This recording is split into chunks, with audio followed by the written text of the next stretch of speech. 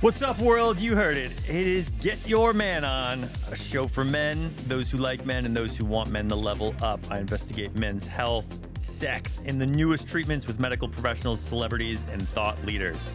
It's a show for anyone with a brain or a body.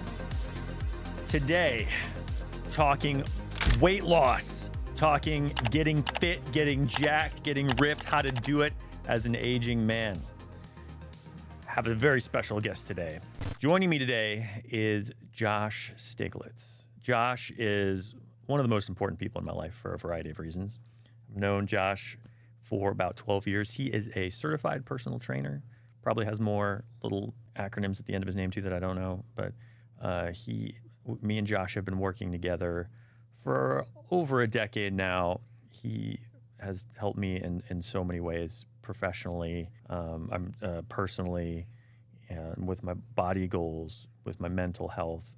There's a few people that I really owe where I am today and how I feel today to, and Josh is on that very, very short list.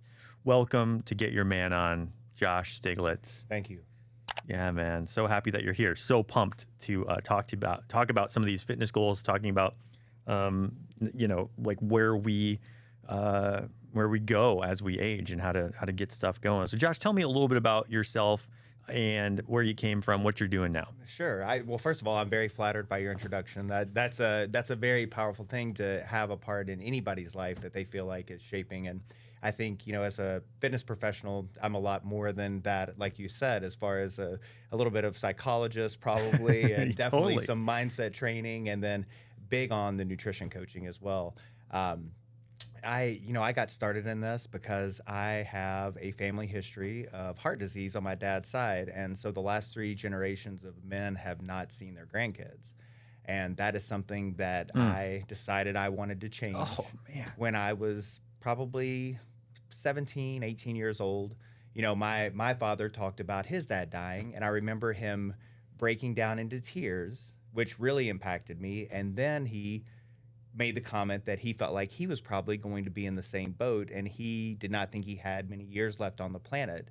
So I took it as my mission that I was going to try to educate myself and help my father overcome this detriment to the health that his father and grandfather had also experienced. So that is really what pushed me into the field, was just me wanting to help my father and help myself, because I want to see my grandkids. That's incredible. That's incredible. I mean, when I first met you, I think in my early 30s, maybe late 20s. I was skinny, very, very skinny. But also I was starting to get this gut, and I had this belly, and I looked like crap. I mean, again, skinny with the fat gut. Like I looked funny and I looked weird, and I was like, I got to find a trainer. So I posted on Facebook. I was like, hey, can anyone introduce me to a trainer? Girl introduced me to you. I met you, and then and then from there, it's been crazy. We walked through a season where I went on The Bachelor, and I'll never forget telling you, I was like, Josh, I just got the call to go on The Bachelor. Like, I have to get jacked. And you were like, I got you, no problem. We're gonna do this. And then we walked through that process, and I was like, going through the casting, telling you every step of the way. And you're like, oh my gosh, dude, oh my gosh. And you're like, Evan, you gotta get your diet right. You gotta get your diet right. Because I looked good. I had muscles. Like, I was getting stronger. I felt really good. And you're like, you gotta get your diet right. You gotta get your diet right.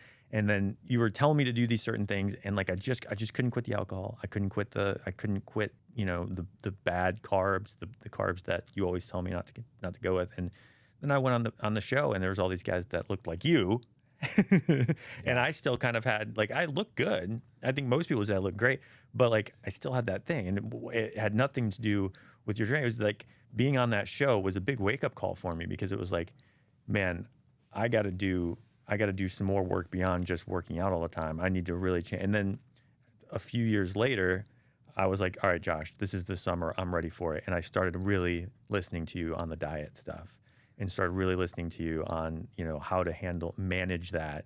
And that changed the game for me. It was a massive, massive game changer. But I always think back on my time on The Bachelor, and I'm always like, man, if I had just quit cheese, if I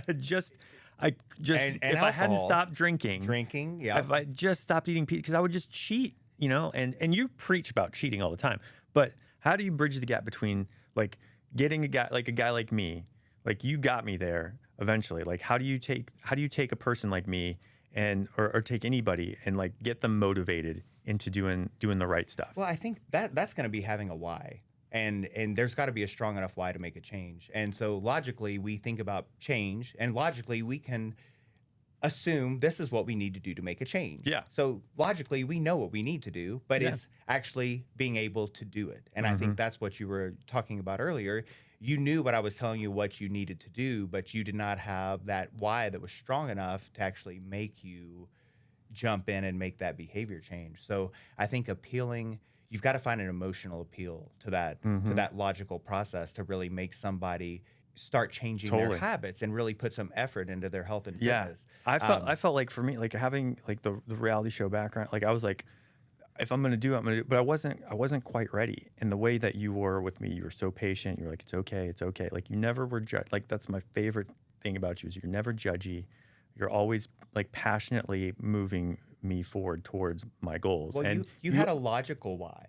Yeah. You had a logical why that time because you were on the show, but you didn't have that emotional. Exactly. Yeah, you were missing that emotional concept of like what it would take to really put the hammer down on the process. Yeah, and you know what it was? The emotional one was 40. The age of 40, I was like, I want a six pack by the time I'm 40. Yeah. I was like, I do not want to go into my later years looking like crap. Like even though again, I wasn't skinny as a rail anymore. I had muscles, and as soon as I did that, all that work that me and you put in for all those years just it started coming out. I was like, holy cow! I didn't even realize I had these things. Yeah, it was incredible. Ridiculous amount of muscle. Yeah, and so you found your why, and I think with me, my why is really easy. We talked about it at the beginning of the show. It's I want to see my grandkids. That's for so many reasons. That's a very powerful emotional driver. Yeah, and I think until somebody finds that emotional driver, it's really hard to make a change.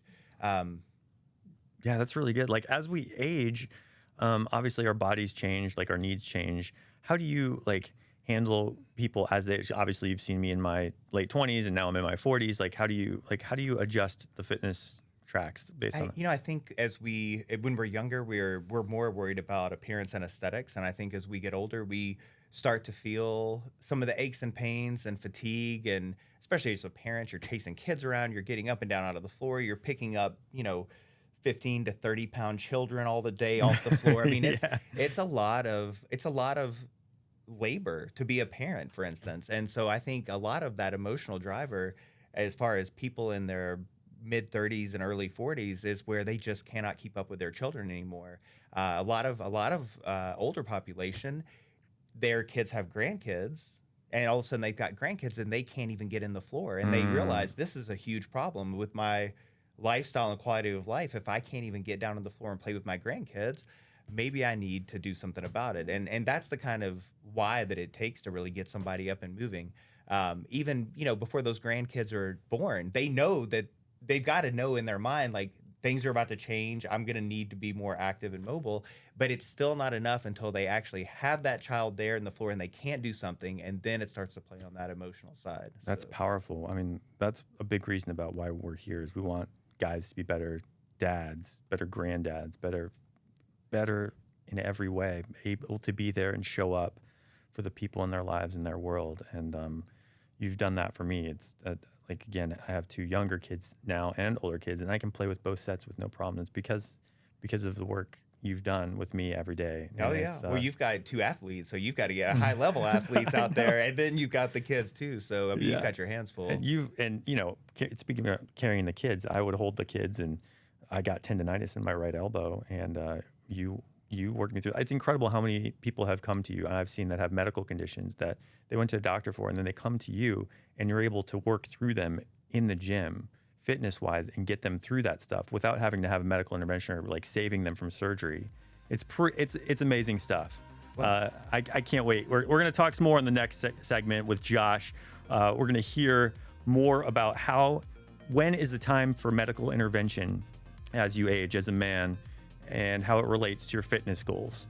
Josh, we'll talk to you here in a sec. If you have a question, if you want to leave